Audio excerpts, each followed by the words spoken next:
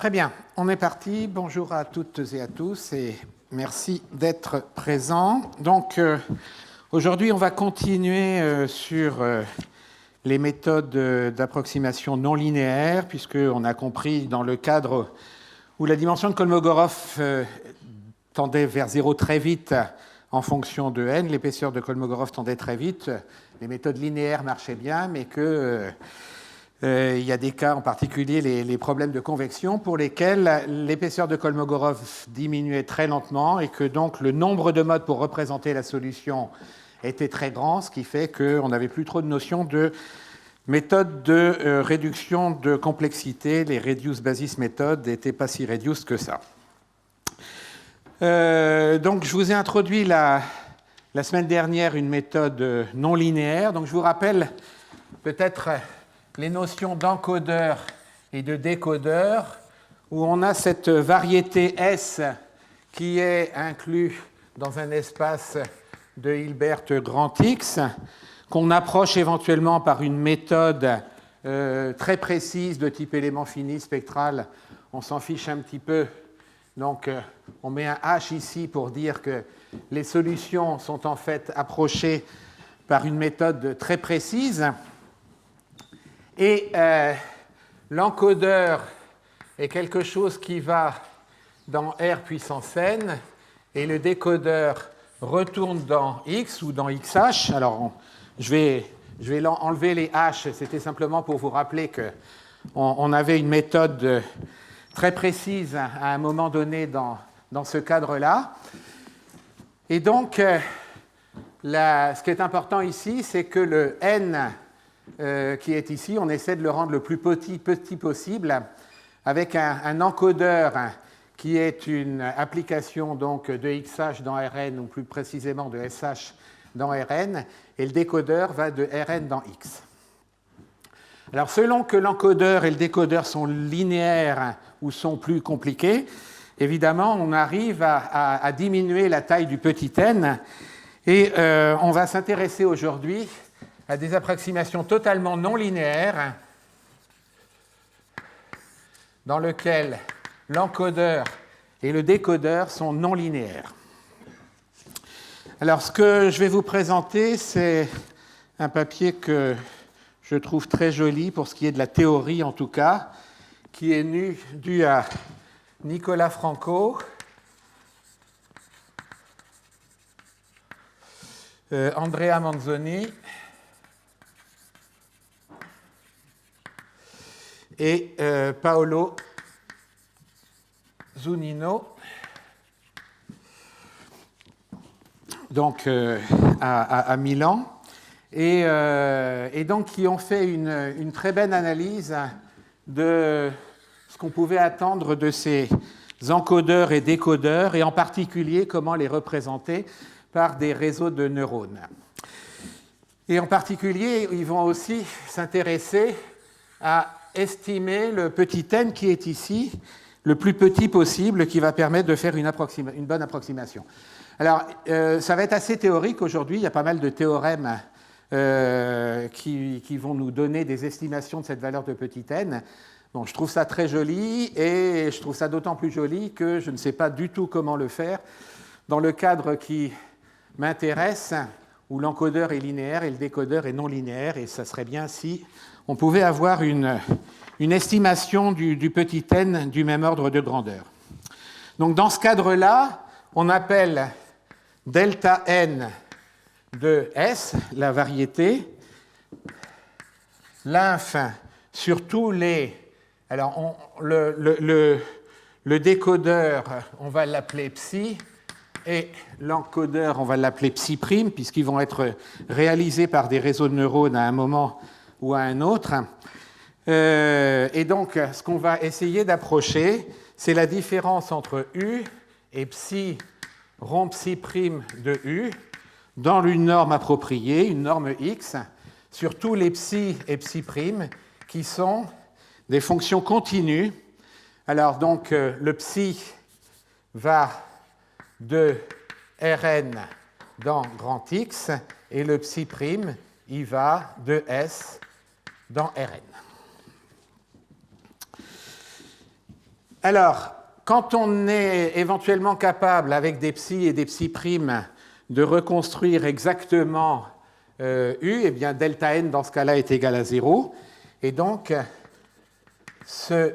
la plus petite valeur de n qui va nous permettre d'avoir un delta n est égal à 0 est appelée le n-min, l'épaisseur non linéaire de Kolmogorov, la dimension non linéaire de Kolmogorov, et qui est donc le min pour n appartenant à n de delta n de S égale à 0.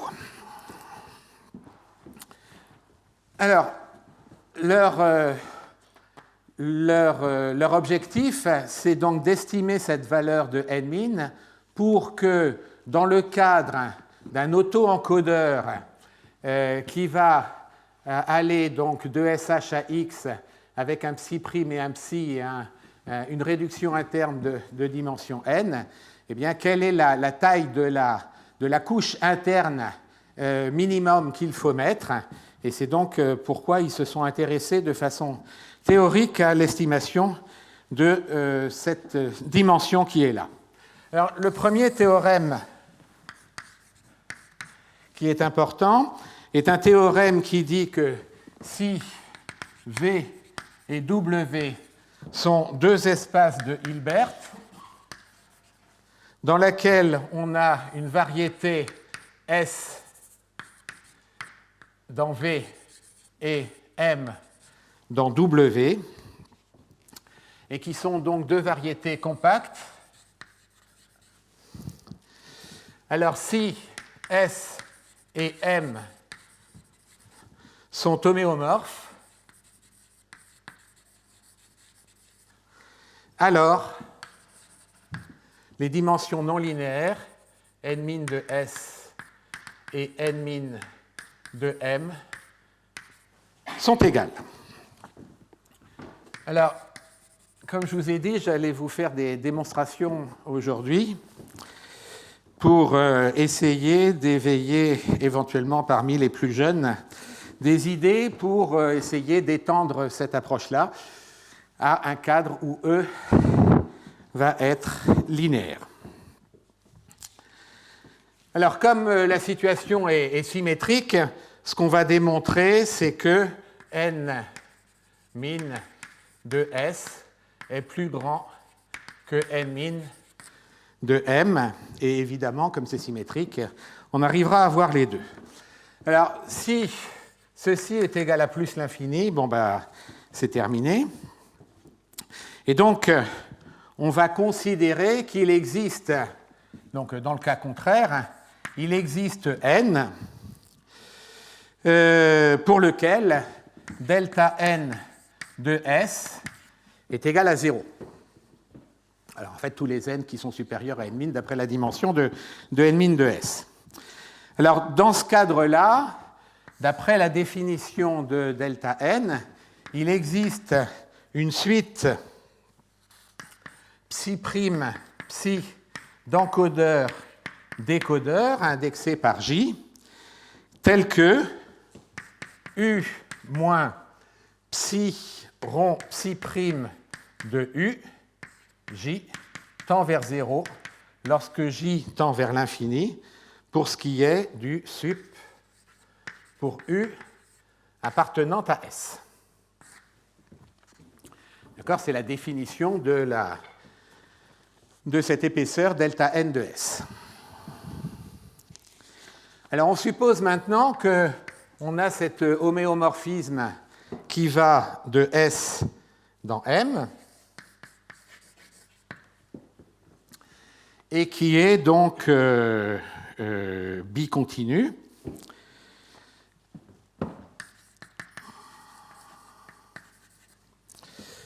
Alors, comme phi est continu sur un compact, alors phi est uniformément continu.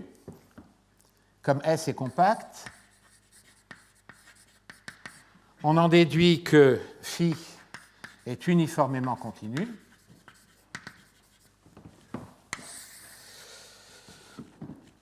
Alors, cette uniforme continuité permet définir le module de continuité monotone oméga,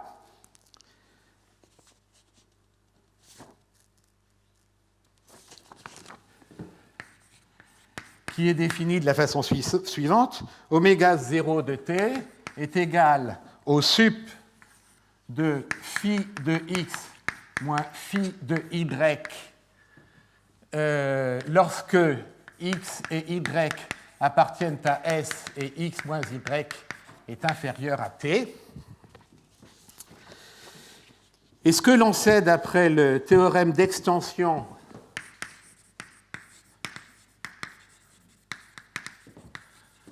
de Beniamini et Lindenstrauss, que je ne connaissais absolument pas avant d'avoir lu ce papier. Hein. Je ne crois pas que ce soit un très classique. Albert, tu connais ce théorème? Hein?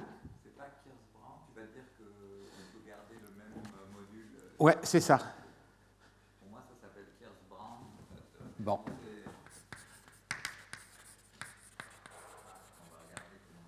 Ok, bon, donc c'est peut-être Kirsch-Brown, dont eux ils l'appellent. Hein, oui, oui. Si c'est dans un banach, il faut prendre le Dungunji théorème. Okay. Mais dans ce cas-là, on n'a pas le module de continuité. Bon, donc dans ce cas-là, puisqu'on est dans un Hilbert et qu'on a un module de continuité qui est là, modulo quelques considérations, on peut étendre. Si, on peut l'étendre, faire une extension phi tilde qui va de V dans W. Il allait déjà, je vous rappelle, de S dans W, mais maintenant il va aller de V dans W avec le même module de continuité.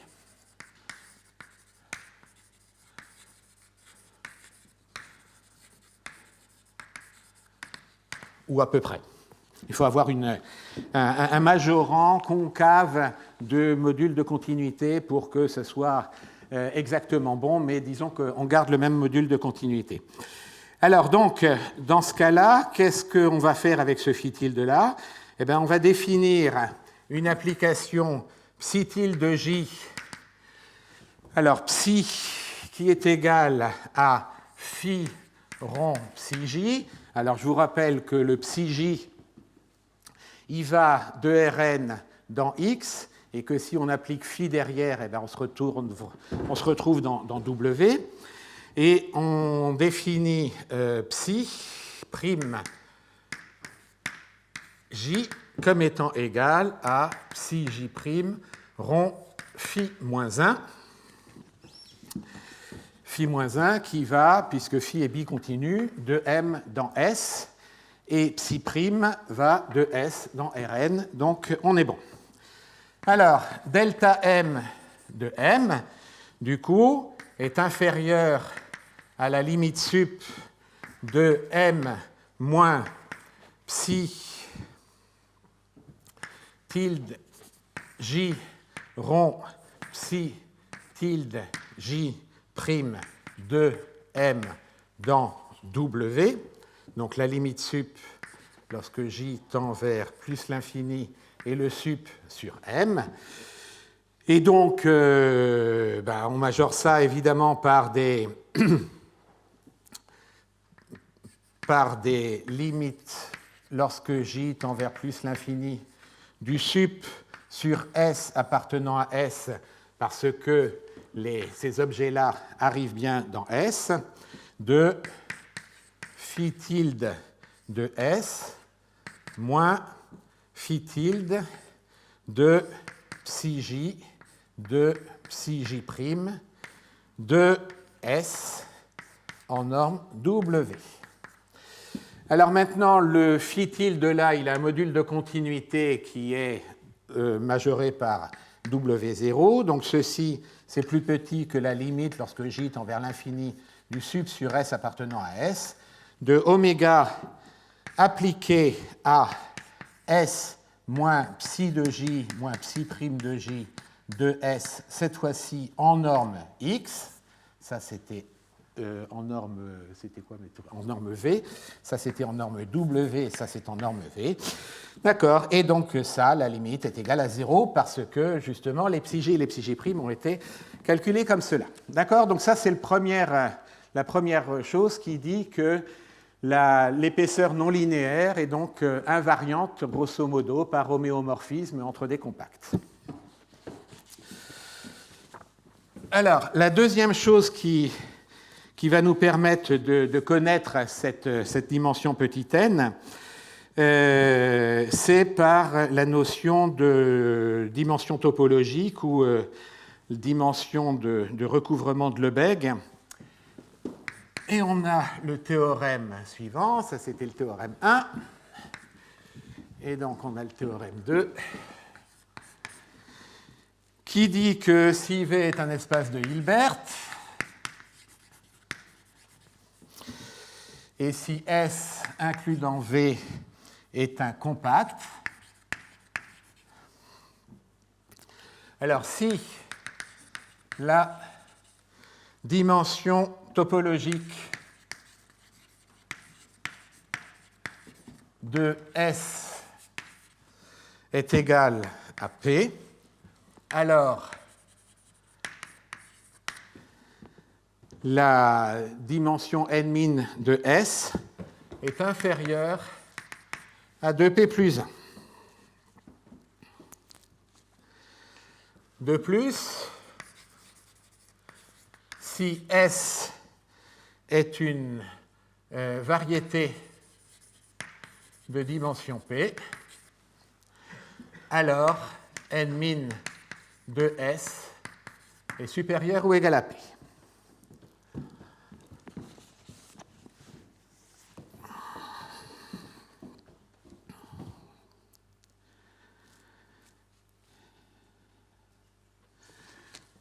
Alors, petit rappel, qu'est-ce que c'est que la dimension topologique d'un compact S? Alors, on dit que la dimension topologique de S est plus petit ou égal à n si de tout recouvrement ouvert,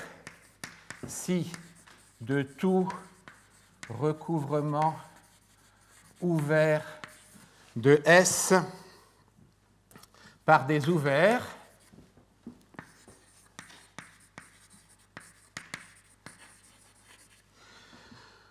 on peut extraire un raffinement ouvert tel que aucun point de S n'apparaît dans plus de n plus 1 ouvert. Et alors on dit que la dimension topologique de S est égale à n si la dimension topologique de S est inférieure à n et on n'a pas dimension topologique de S inférieure à n-1.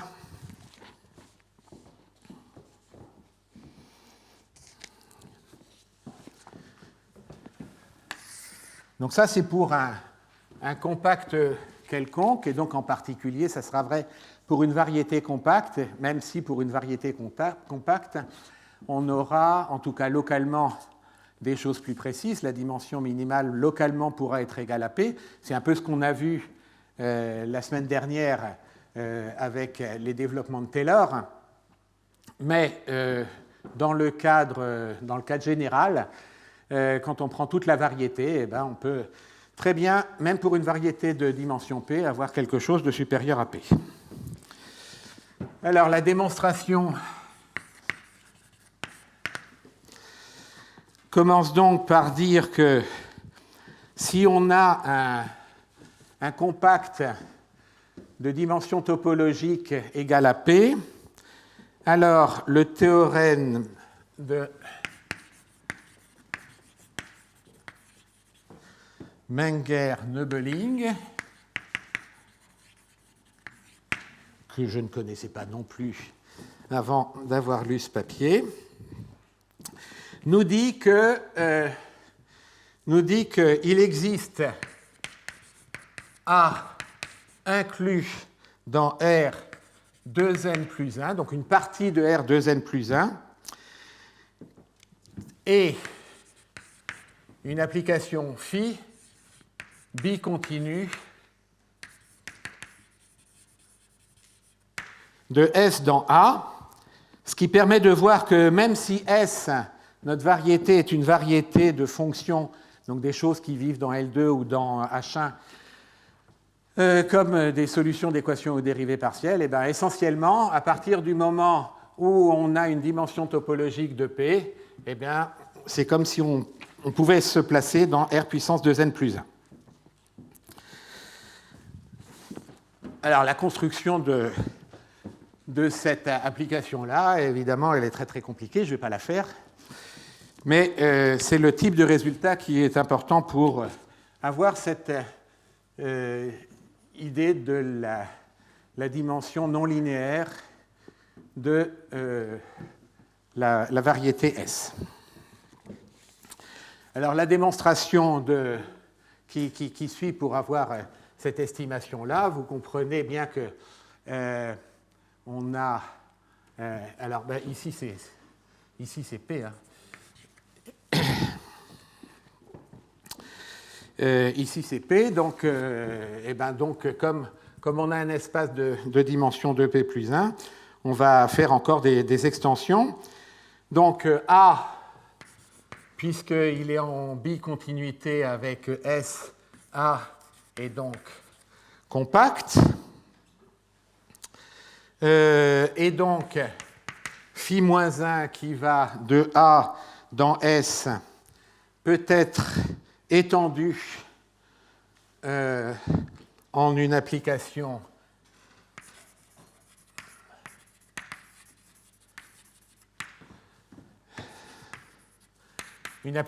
psi qui va donc de R2P plus 1 vers l'espace V.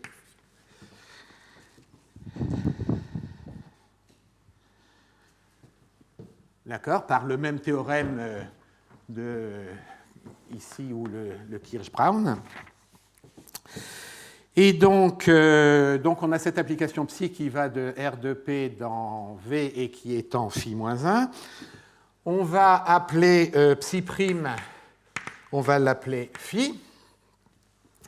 D'accord? Et donc, dans ce cas-là, on a que psi rond psi' de S est égal à S par construction, et qu'on est passé entre-temps par une dimension R de P plus 1, ce qui montre que l'épaisseur non linéaire est plus petite que de P plus 1.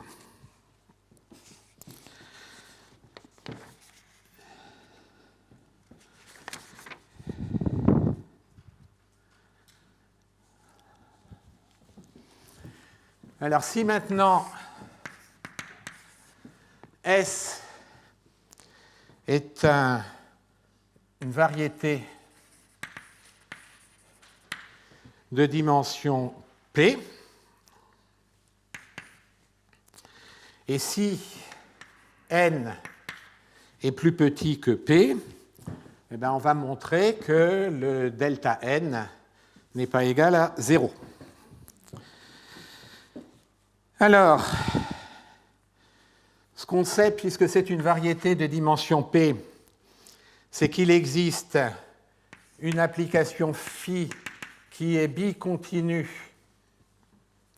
d'une boule inclue dans RP, la boule étant l'ensemble des x appartenant à RP de norme inférieure ou égale à 1, vers S, qui représente une partie de S, et donc l'image, c'est U inclus dans S.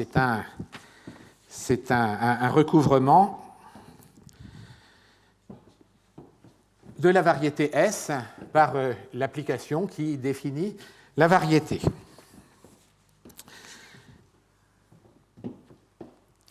Alors, on va définir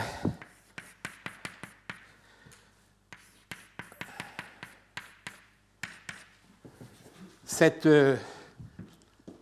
quantité qui dépend de x pour x égale 1, et on va considérer son minimum. Donc phi est continu, on est sur la sphère, puisque on est sur x est égal à 1, et phi est une bijection. Bon, alors donc ce machin-là, il ne peut pas s'annuler, et donc ce minimum est égal à m, qui est strictement positif.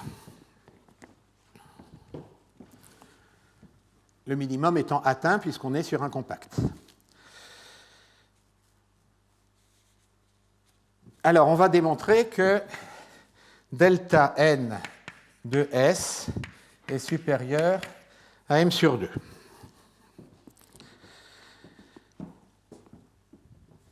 Ce qui montre donc que la dimension n-min est bien supérieure à P, puisqu'elle ne peut pas être inférieure.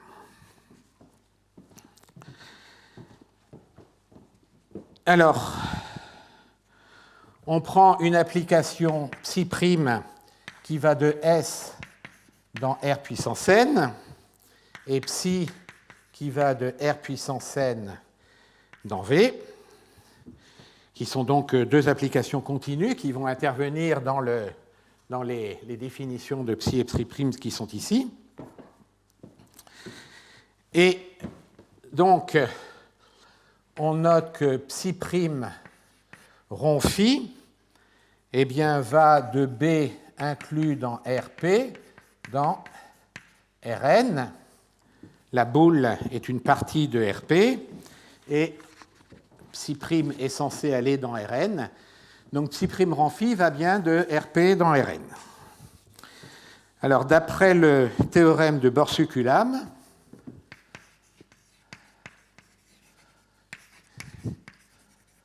alors celui-là, je me souvenais de l'avoir vu, eh bien, on sait qu'il existe un point I appartenant à la boule, et même appartenant à la sphère, tel que eh bien, cette application-là, psi' rond phi de x étoile, est égale à psi' rond phi de moins x étoile.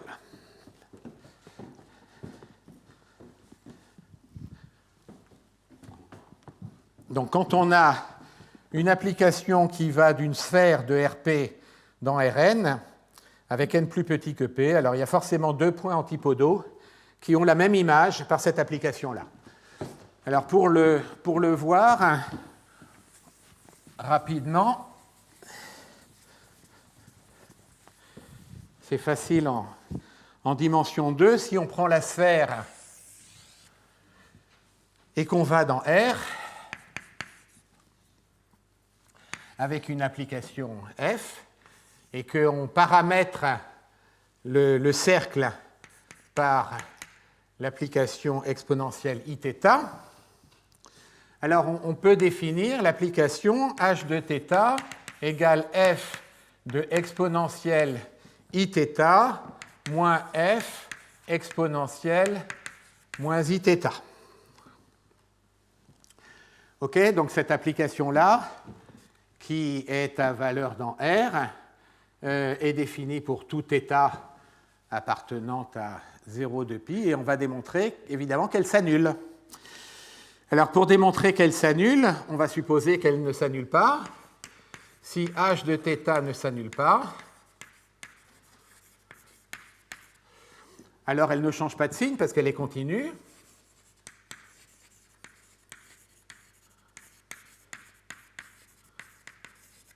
Mais évidemment, h moins θ est égal à moins h de θ, ce qui pose un petit problème, puisque en deux points antipodaux, h est censé changer de signe. Donc forcément, h s'annule en un point.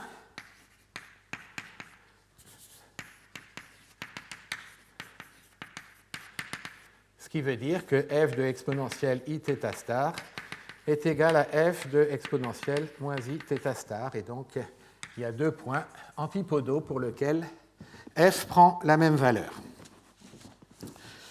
Alors, du coup, vous avez compris ce qu'on... Donc, ça, c'est la généralisation en dimension p à valeur dans n avec n, Rn à valeur avec n plus petit que p. Et donc là, bien évidemment, ce qu'on va avoir, c'est que le sup, terminé ici, le sup de V moins psi rond psi prime de V pour V appartenant à S est plus grand que le sup sur V appartenant à la boule de V moins psi rond psi prime de V.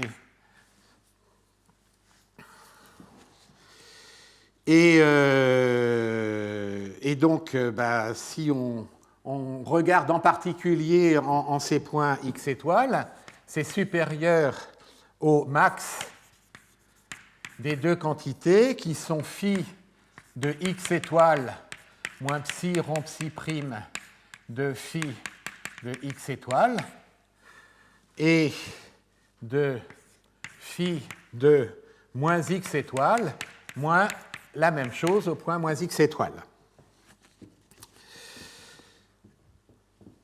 Et donc ça, c'est plus grand que par... c'est plus grand que la demi-somme de ces quantités-là, de phi de x étoile plus phi de moins x étoile, etc., qui est supérieur parce que les deux psi rond psi prime de phi de x étoile sont égaux. C'est plus grand que 1/2 de phi de x étoile moins phi de moins x étoile en norme, et ça, c'est supérieur à m sur 2. Donc, pour le passage de là à là, j'ai utilisé, bien évidemment, une inégalité triangulaire. OK. Alors, ce cadre-là vous montre bien, d'ailleurs, que la dimension d'une variété, ici le cercle, est supérieure à 1, puisque pour le même cadre s'applique, et que donc, dans ce cas-là, la dimension de cette variété qui est ici est égale à 2. C'est une variété de dimension 1 pour laquelle le n-min est égal à 2, et que donc il va falloir deux paramètres pour représenter tous les points de la variété qui est ici.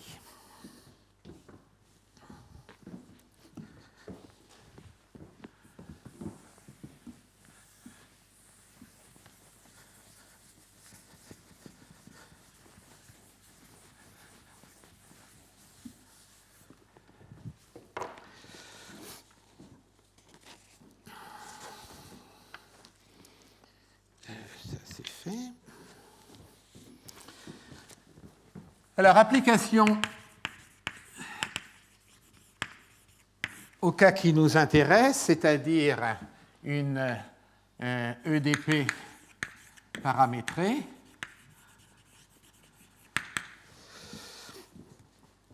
Donc, on a un ensemble de paramètres P qui est inclus dans RP. D, peut-être que je l'avais appelé. Les mu sont dans D. Et donc, on a une équation paramétrée qu'on écrit comme un certain résidu de U de mu et de mu est égal à 0.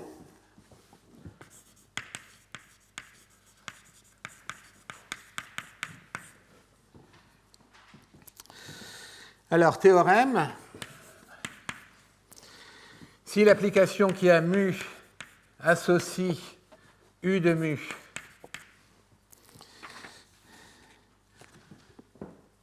qui va donc de D supposé compact dans R, dans V, ou dans VH si on a discrétisé par élément fini cette équation aux dérivées partielles. Alors, on définit S comme étant l'ensemble des solutions U de mu de cette EDP pour mu appartenant à D. Et on appelle S indice D l'ensemble formé par mu et U de mu pour mu appartenant à D.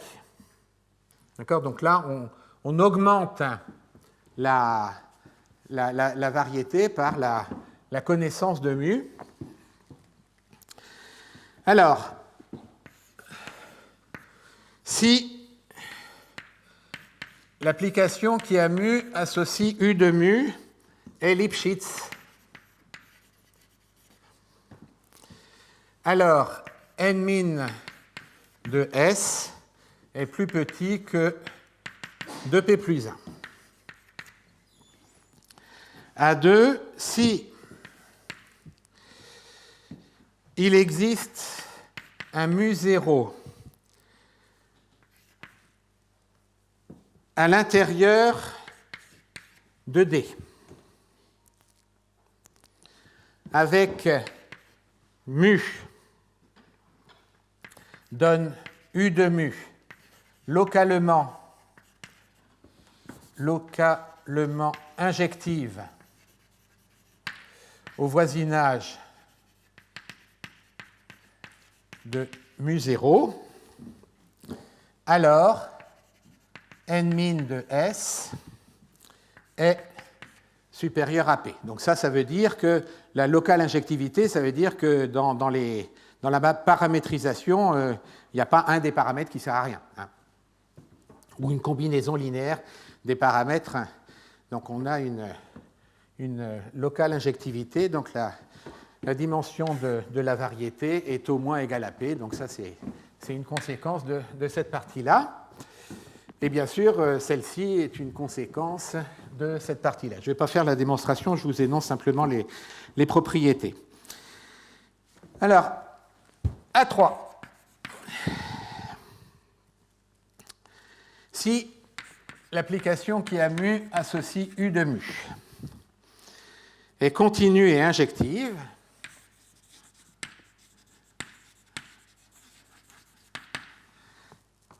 alors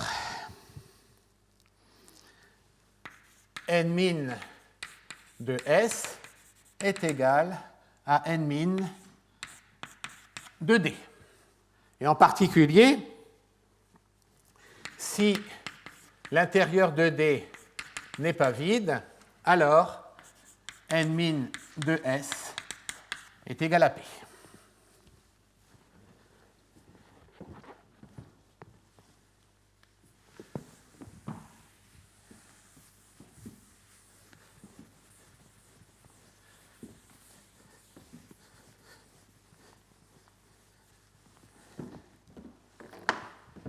Ce qui n'est donc pas le cas pour le cercle, puisqu'il y a au moins 2 points dans la paramétrisation pour lesquels on a, si on part d'un ensemble de θ compact, il faut qu'il y ait au moins 2 points qui coïncident, et donc on n'a pas l'injectivité.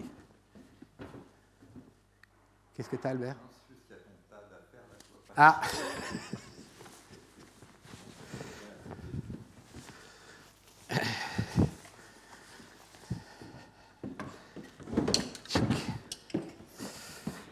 Ah oui. Alors, donc il y a une partie supplémentaire qui s'appelle B. Si l'application qui a mu associe U de mu est continue, alors n-min de Sθ est égal à n-min, Sd est égal à n-min de D.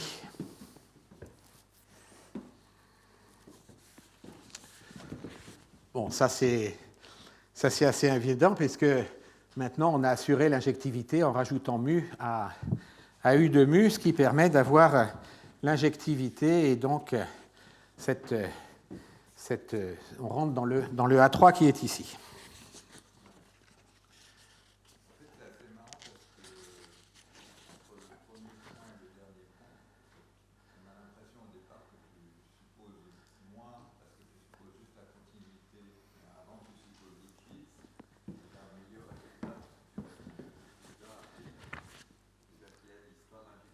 Oui, c'est l'injectivité qui... Ouais. Ouais.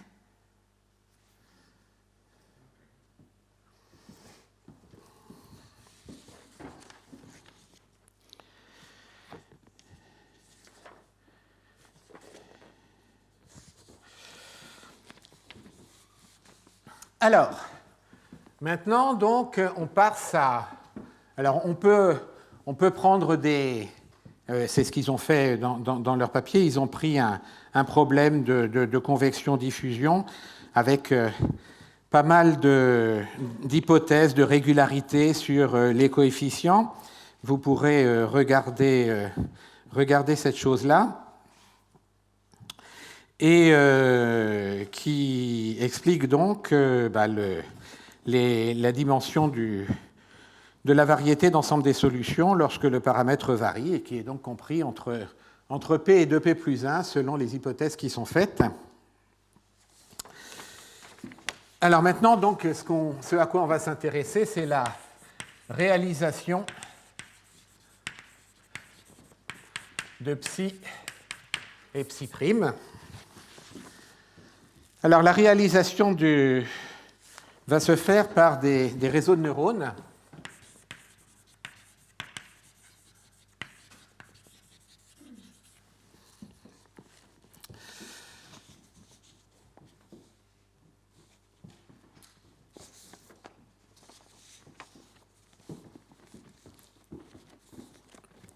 Et donc, un réseau de neurones, c'est donc exprimé par un certain nombre de couches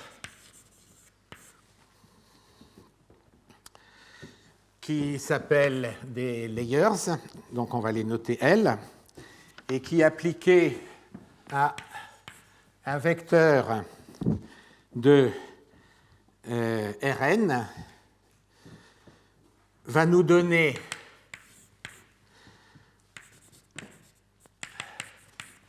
une image qui est ρ de WV plus B, où ρ est une fonction d'activation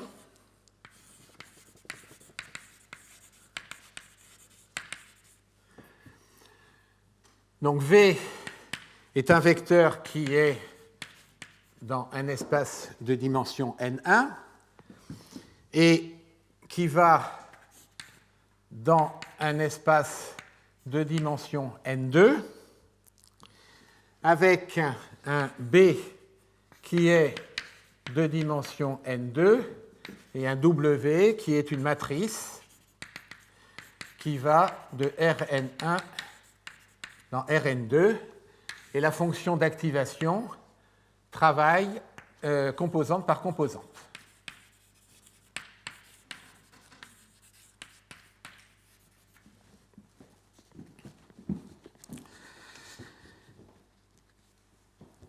Alors, un réseau de neurones, ça va être une suite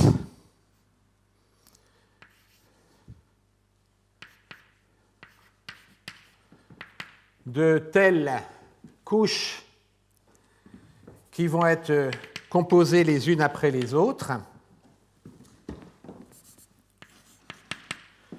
avec une couche d'entrée, une couche de sortie et des couches intermédiaires qui sont donc des choses qui s'écrivent de cette façon-là, d'où l'écriture classique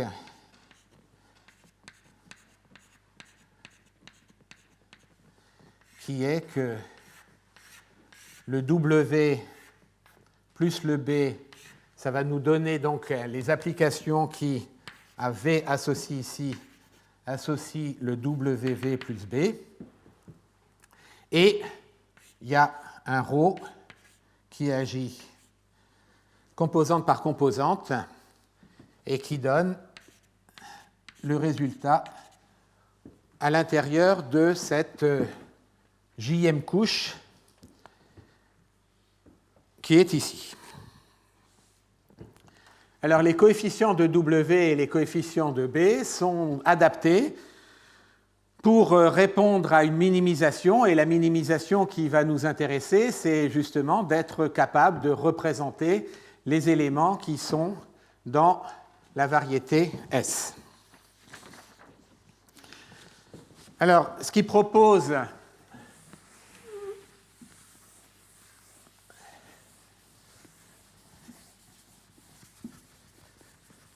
c'est une architecture du type auto-encodeur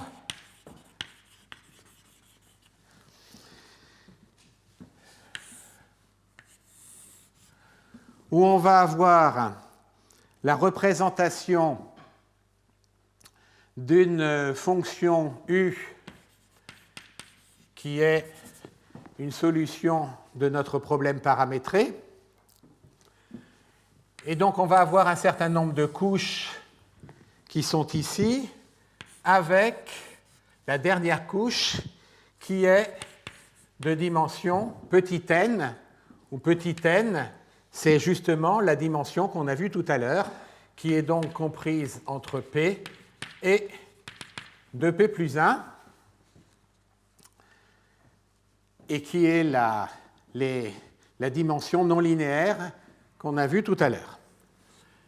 Alors l'auto-encodeur, il repart avec des couches qui sont ici pour retrouver un psi rond psi prime de U.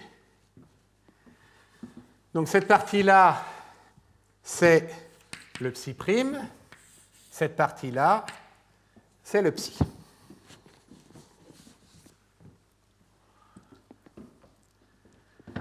Et donc, comme l'architecture doit être définie pour entraîner un tel réseau de neurones, il est important d'avoir une idée de ce petit n qui est là. Et donc, plutôt que d'avoir un choix totalement libre, l'étude théorique précédente a permis de diminuer l'ensemble et d'avoir une intuition de ce que peut être n. Donc, si on résout localement, si on résout suffisamment localement, on va avoir l'injectivité dont on parle ici, et si on a l'injectivité, la continuité et l'injectivité, alors on peut réduire ici à n égale p. Si on veut voir de façon plus globale, eh bien, il faut prendre une dimension interne petit n qui va être sans doute plus grande que p. Mais on peut le prendre aussi grand qu'on veut, mais plus on le prend grand, plus la complexité de la reconstruction va être difficile. Alors, une fois que ce réseau est entraîné, et donc le nombre de couches qui sont ici peut être déterminé par une analyse de la complexité justement du problème. Une fois qu'on a exercé ce psi prime et ce psi, et le psi prime, on va l'oublier, le psi prime n'a servi qu'être capable de représenter un vecteur qui est ici, dont la dimension est infinie a priori, mais je vous rappelle qu'on l'approche par une méthode d'éléments finis, et donc la dimension de ces vecteurs-là est très très grande, d'accord ? Trop grande pour faire des calculs en ligne. Et donc, à quoi a servi cette chose-là ? Être capable d'extraire l'information minimale qui nous permet de reconstruire le U à partir de ces degrés de liberté qui sont là. D'accord ? Donc, maintenant, on a mu qui appartient à D, et à partir de U qui appartient à D, on peut définir, bien évidemment, le U, qui est un U de mu,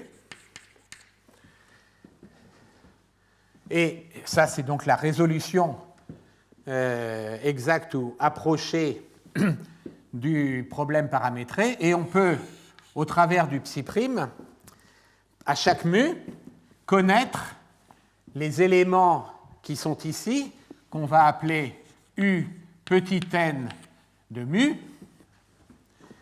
et qui sont la compression optimale de l'information qu'il y a dans cette variété. D'accord? Alors, pendant qu'on a exercé cette chose-là, à tout mu, on a la connaissance de un de mu, et que donc on peut bâtir à partir de la taille des paramètres qui est un élément de D inclus dans RP, on peut définir un réseau de neurones directs qui va permettre d'avoir pour image le un de mu. Et ce réseau-là, on va l'appeler phi. Donc ce réseau-là, c'est un réseau qui est appris pour court-circuiter cette partie-là, parce que cette partie-là, elle invoque la résolution du système qu'on n'a pas envie de faire, online. Donc online, on veut avoir la connaissance de ce réseau-là qui va nous permettre de passer rapidement de mu à un de mu. Et donc, il nous reste à dire que U de mu va être égal à psi prime rond phi de mu.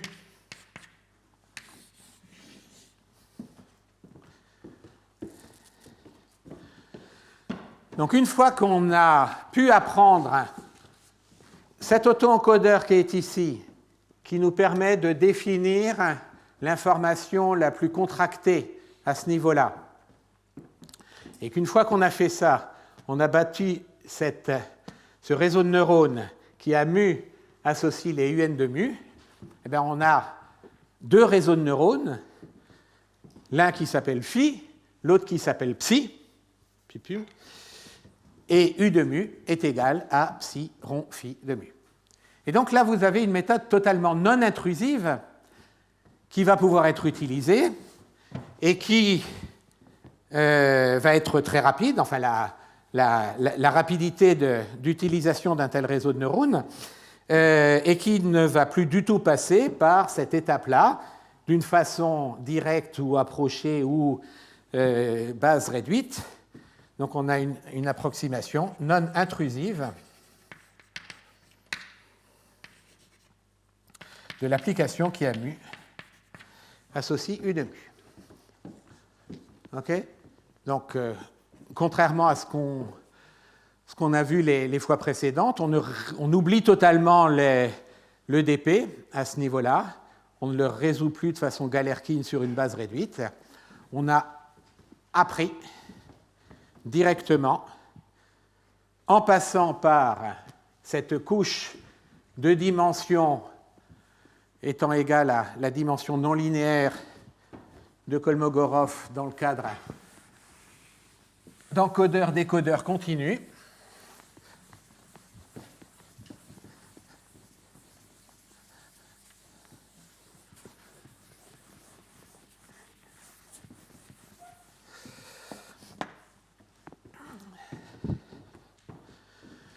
Alors la semaine prochaine, on va voir d'autres méthodes non intrusives qui sont plus liées à l'EDP, mais je voulais quand même vous montrer celle-ci par le fait qu'on a une estimation de ces dimensions de réduction non linéaire qui me semble importante.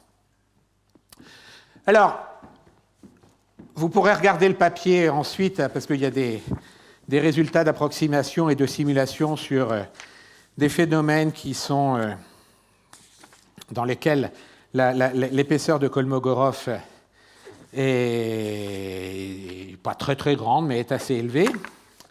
Et donc, ça marche. Ça marche avec une précision de l'ordre de quelques pourcents. Donc l'erreur in fine, au travers de cet apprentissage-là, est de l'ordre de 1%, ce qui peut tout à fait suffire pour pas mal d'applications, ce qui est insuffisant pour d'autres.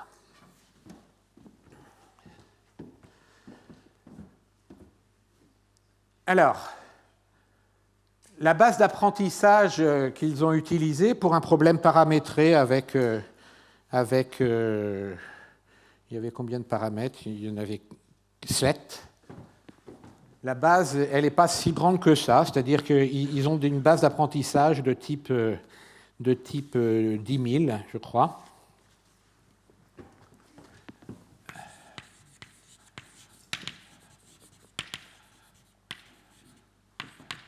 De l'ordre de 10 000 pour n égale p égale 7 paramètres. Donc c'est une approximation dans laquelle ils ont pu prendre n égale p. Et donc dans ce cadre-là, il y a une erreur tout à fait raisonnable. Alors maintenant, pour avoir une meilleure erreur, pour avoir une estimation d'erreur,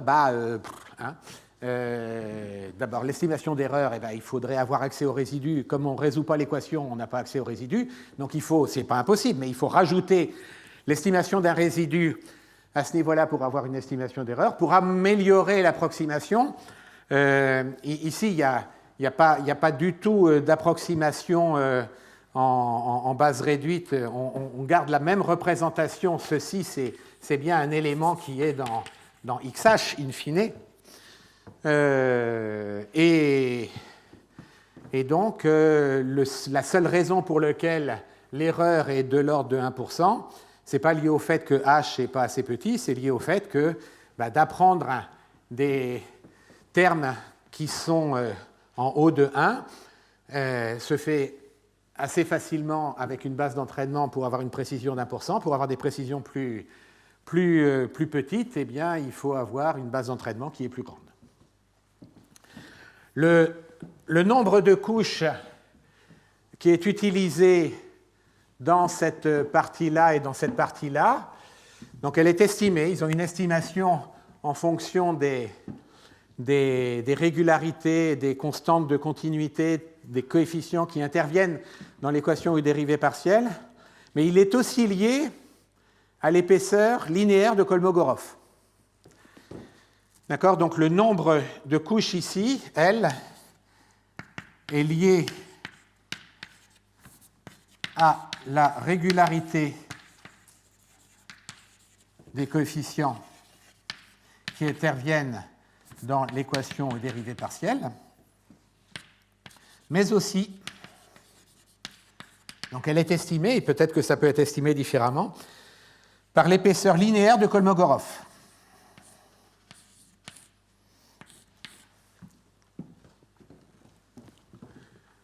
Donc le nombre d'opérations qui sont ici et qui sont là, dans un certain sens, fait intervenir quand même l'épaisseur linéaire de Kolmogorov. Et donc le nombre d'opérations est quand même d'une façon ou d'une autre lié à cette épaisseur qui est là. Mais en tout cas, c'est non intrusif, donc cette application du réseau de neurones est assez élégante. Alors dans ce cadre-là de méthode non intrusive où on part de mu pour arriver à une approximation de mu, donc ce papier-là n'est pas le premier, c'est celui qui pose la base de ce réseau auto-encodeur et de l'application qui est phi ici, c'est le premier papier qui parle de cette estimation-là, de cette construction-là, avec une estimation de la dimension qui est ici. Mais il y a d'autres papiers qui proposaient des méthodes non intrusives. Et donc, les premiers papiers sont dus à Estaven et Wang.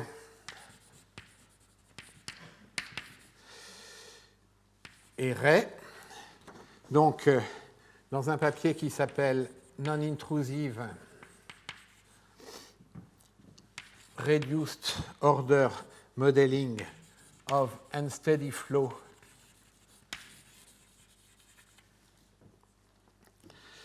using artificial neural network, qui était paru en 2019. Il y avait un autre papier d'Estaven qui complétait celui-là avec un collaborateur qui s'appelle Guo et qui était paru en 2018. Donc ça, c'est l'école d'Estaven. Et du côté de Manzoni, il y a des papiers dans lesquels Fresca est intervenu avec Manzoni et Dédé pour le troisième, qui sont parus en 2021 et 2022. Ce papier-là de Franco, Manzoni et Zunino étant paru en 1922 ou 1923.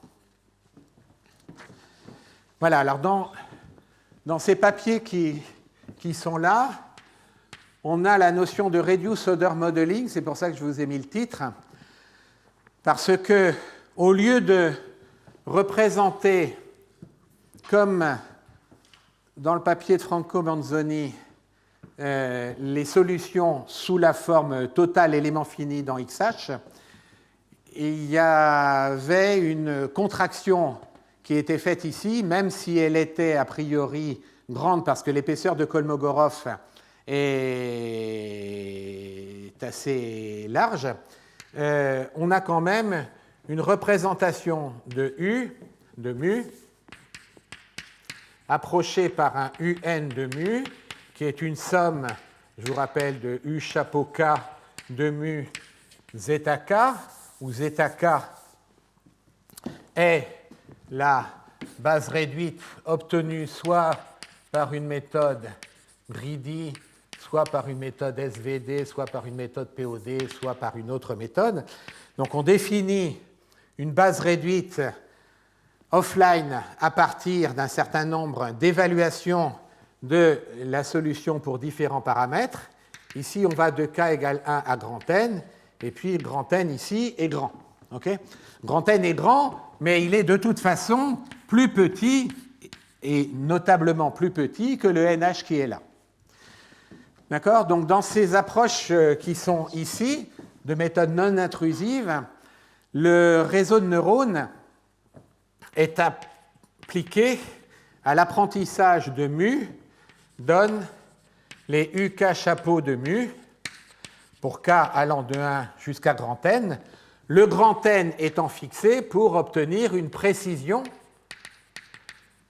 donnée a priori inférieure à epsilon. D'accord?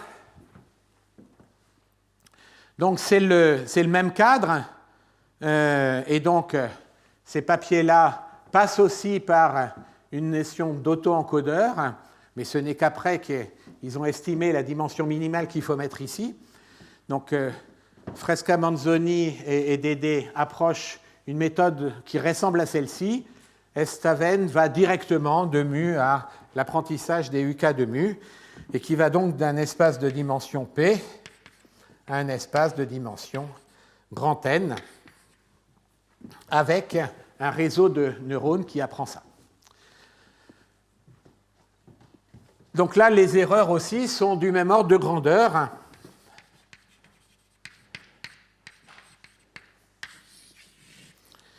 Ce qui montre que ça marche et qui peut être éventuellement suffisant pour beaucoup d'applications et qui peut être analysé, mais qui ne peut pas être analysé a posteriori. Et pour augmenter la précision, eh bien, il faut augmenter notablement la base d'entraînement dans tous ces cas-là.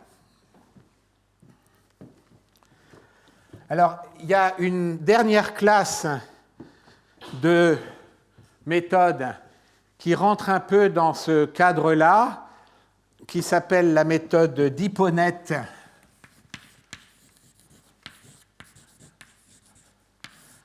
introduite par Karniadakis et co-auteur, dans laquelle, a priori, on n'a même pas de discrétisation qui est là. On apprend simplement une application qui a U de x et de mu, va approcher cette chose-là par une somme de contributions qui dépendent de x, multipliées par des psi j, disons, de mu, qui ressemble donc à une approximation de type base réduite, mais où les TI et les psi j sont totalement laissés libres et adaptés au travers du réseau de neurones pour être capables de bien représenter une solution U de x et de mu quelconque qui peut ne même pas être définie sur un maillage. Donc cette notion de Karniadakis qui donnera pour suite les méthodes de type PIN qu'on verra au dernier cours, eh bien ces méthodes de Dipponet représentent des fonctions de type x et mu, un petit peu comme des tenseurs, comme une somme de fonctions de mu multipliées par des fonctions de x, où ces fonctions de x ne sont absolument pas calculées par une méthode greedy, donc ça généralise totalement cette approximation qui est ici et qui a été utilisée comme base au moins de régularité dans les travaux de Estaven et de Manzoni.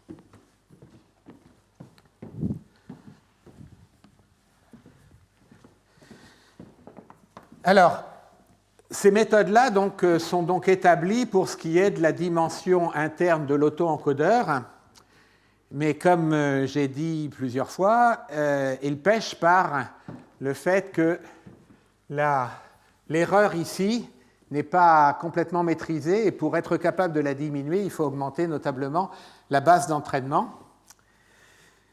Et alors ça, c'est pourquoi? Eh bien parce que ce qu'on essaie d'approcher ici, ce sont des quantités qui représentent les valeurs de U aux différents points du maillage, et que donc ce qu'on essaie de reconstituer là, ce sont des quantités qui sont toutes en haut de 1 si on normalise la solution. Dans le cas de l'approximation en base réduite, on sait que les UK de mu, qui sont ici, d'accord, appartiennent à des choses qu'on peut apprendre, qui s'appellent des AK-BK, donc, où AK, ça va être le min sur mu de U chapeau K de mu, et BK, c'est le max en mu de U chapeau K de mu, et on sait que module de AK tend vers 0 et module de BK tend vers 0 lorsque K tend vers l'infini. Alors ça peut converger plus ou moins vite, mais en tout cas ça tend vers 0. Alors ce qui veut dire que les premiers modes U chapeau 1 va être aussi en haut de 1, comme les valeurs de la fonction qui nous intéresse. Alors, je dis la valeur qui nous intéresse, c'est-à-dire il peut y avoir des petites valeurs à l'intérieur de cette fonction-là. Elle peut être très très grande, mais dans ce cas-là, on va changer d'unité pour la mettre égale à 1. Et dans ce cadre-là, les premiers coefficients dans la base réduite des zk, les zk, eux, étant en haut de 1, eh bien les U chapeau K, les premiers coefficients sont en haut de 1.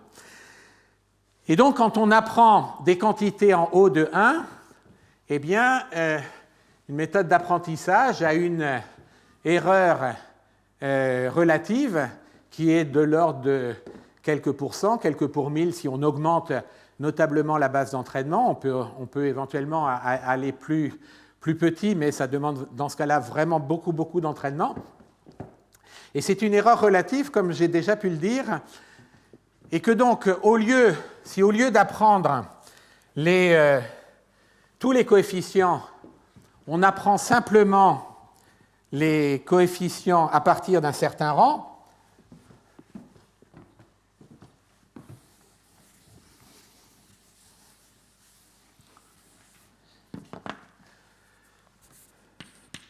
donc si au lieu d'apprendre tous les coefficients U chapeau K pour K allant de 1 jusqu'à grand N très très grand, on apprend seulement les U chapeau K pour K allant de un certain M plus 1 jusqu'à grand N, eh bien, le premier coefficient qu'on va apprendre, ça va être U chapeau M plus 1, qui est dans l'intervalle AM plus 1, BM plus 1.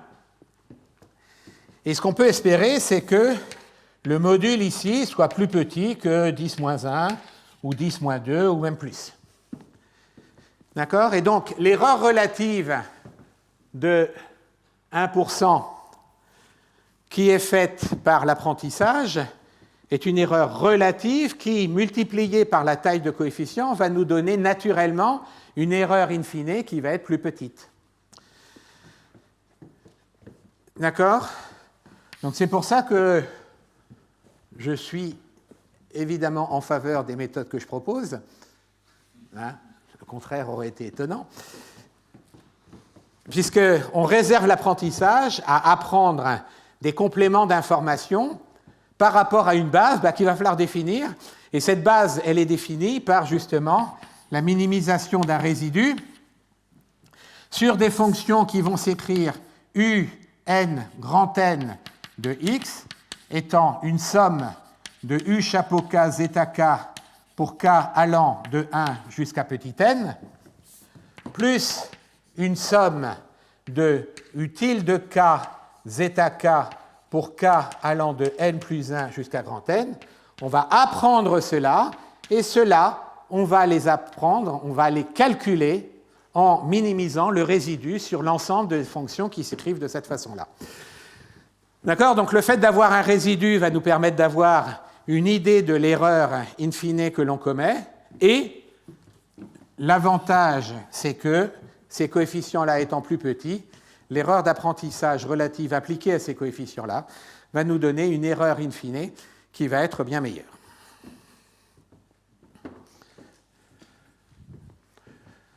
OK.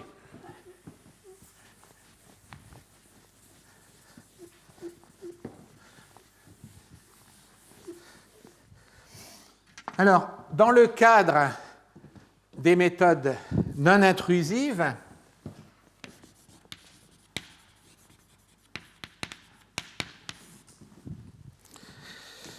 je vais peut-être quand même vous expliquer pourquoi ces méthodes non intrusives sont importantes, et on en verra la semaine prochaine d'autres. Les méthodes non intrusives sont importantes parce que, supposons que le problème initial, résolu sur l'espace XH ou VH, je crois que je l'avais appelé, soit un problème qui est linéaire. Alors dans ce cas-là, les degrés de liberté qui sont ces choses qui sont ici en entrée et en sortie, et qui sont représentées par un grand vecteur UH, s'obtiennent en résolvant ce système qui est là, où A est une matrice de taille NH sur NH, et qui est la représentation élément fini du problème qu'on avait au début, le problème étant un A de U, V et de mu est égal à F de V et de mu. Donc cet espace-là étant l'espace vectoriel engendré par des fonctions BI, I allant de 1 jusqu'à NH, la matrice A est donc la matrice qui représente les A de BI, BJ et de mu.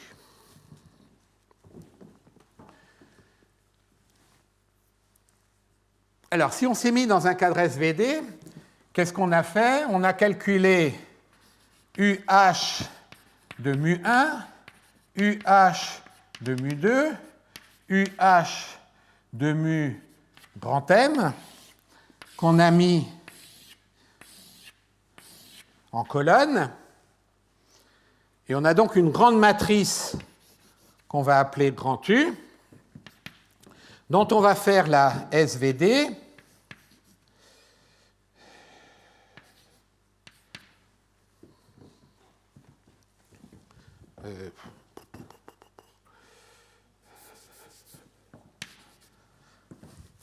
Qui s'écrit donc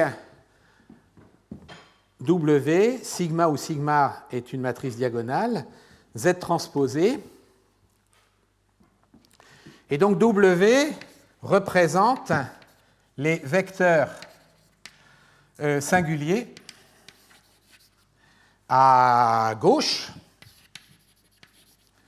Et si le sigma est écrit comme une matrice diagonale avec des éléments singuliers qui sont écrits de façon décroissante, ce qu'on va faire, c'est qu'on va prendre, alors je vais mettre un tilde ici, on va prendre W comme étant l'extraction des grands N modes qui sont dans cette matrice-là, les premiers grands N modes qui sont ici, et c'est eux qui nous donnent la base réduite obtenue par SVD.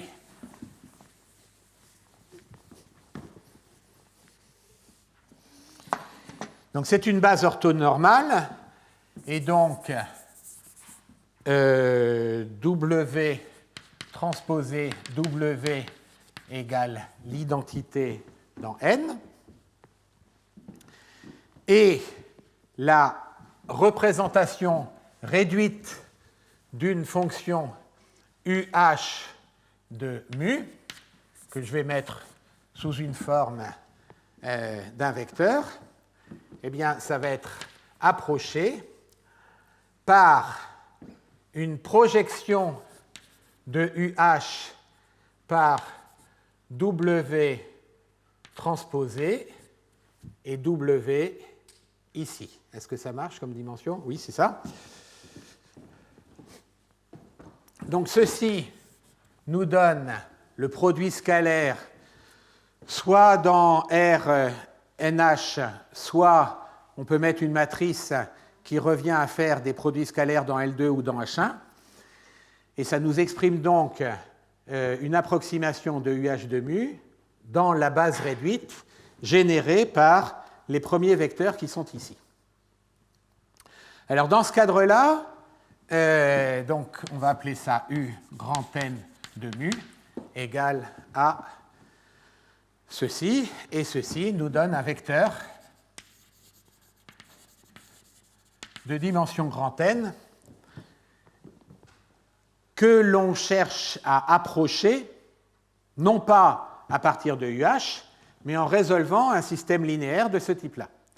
Et donc le système où les coefficients qui sont ici vont être approchés, donc ceci va être approché par un W multiplié par un vecteur U tilde N,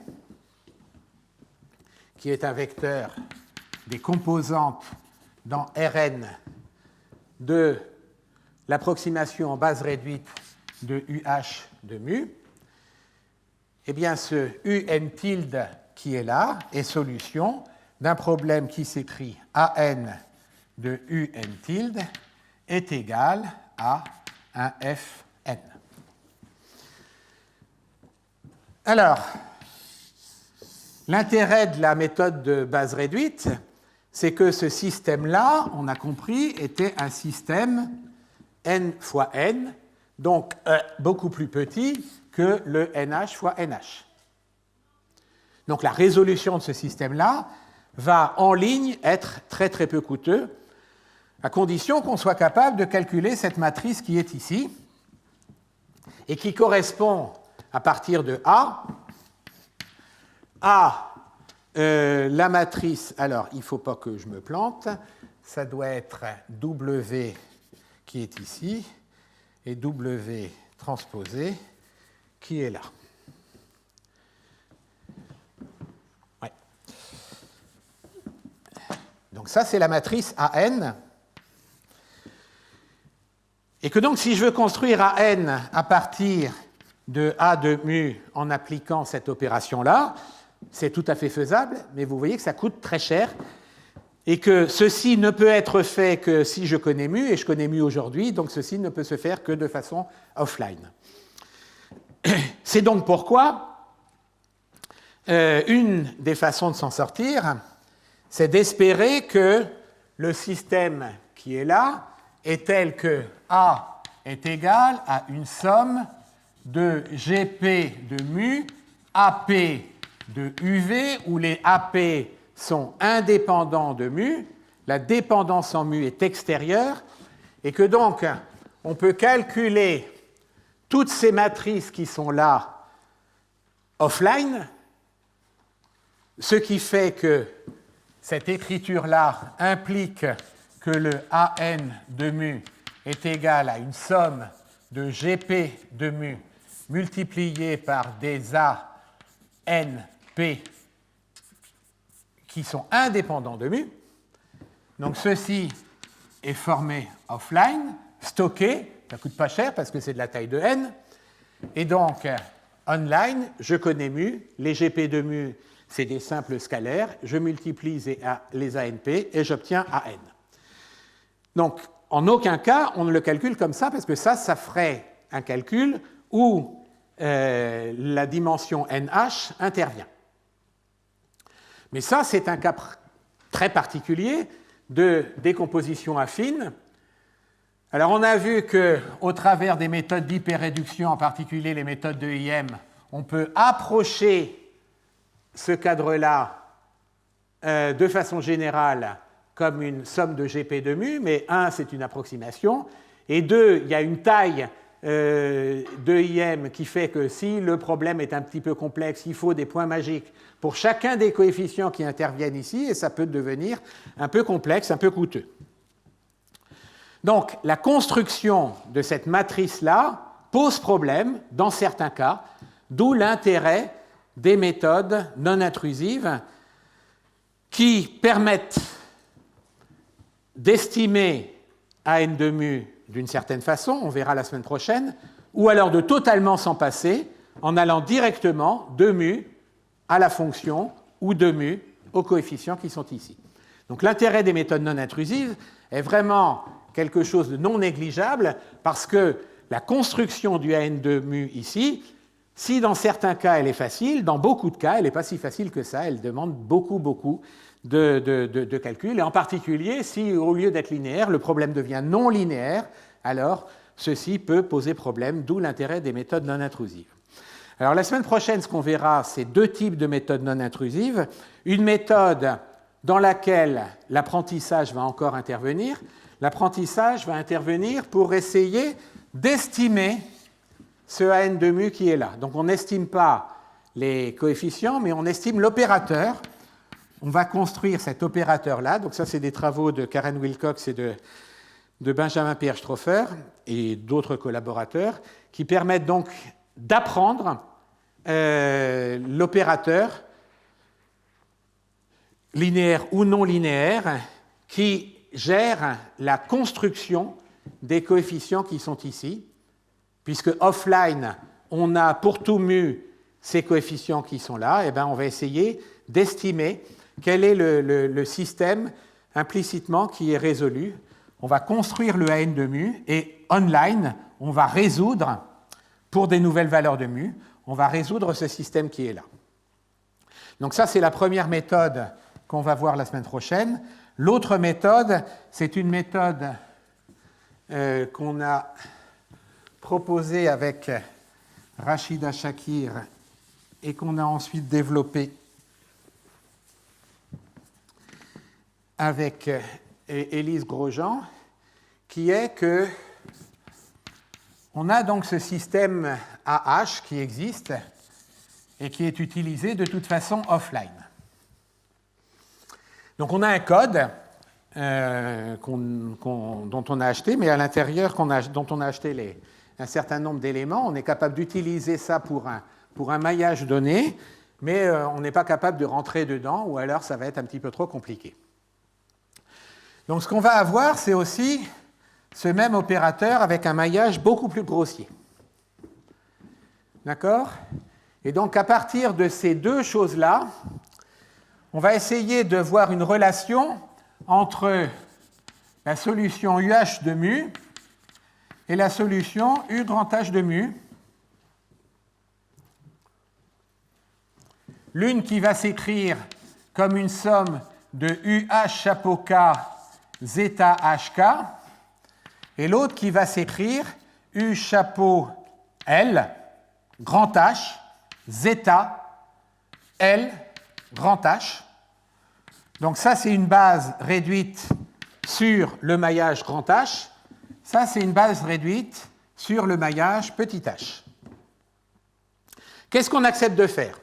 On accepte de construire cette matrice-là, parce que grand H est grossier, pour être capable d'estimer ces coefficients-là. L'avantage, c'est que H étant grossier, le coût va être acceptable.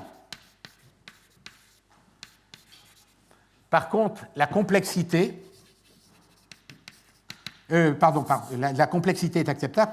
Par contre, l'erreur, c'est du O de grand H, donc ce n'est pas acceptable. C'est beaucoup trop grand par rapport à la tolérance. Le petit h ici, il a un coût trop grand.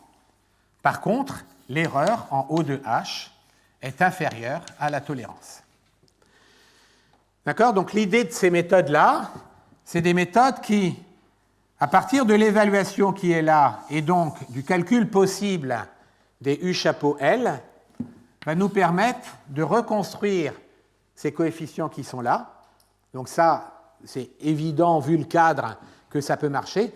L'intérêt, c'est qu'on peut mettre ici une matrice B, et donc on apprend quelque chose de tout à fait linéaire. Il n'y a pas de multicouche, il n'y a rien du tout. On apprend simplement quelque chose de linéaire, et ça marche. D'accord ? Donc j'expliquerai ça la semaine prochaine, un petit peu en lien avec les notions d'apprentissage, mais aussi basé sur le fait qu'on maîtrise cette erreur-là, et on peut faire un lien entre les deux. Très bien. Donc on va s'arrêter là. Est-ce qu'il y a des questions ?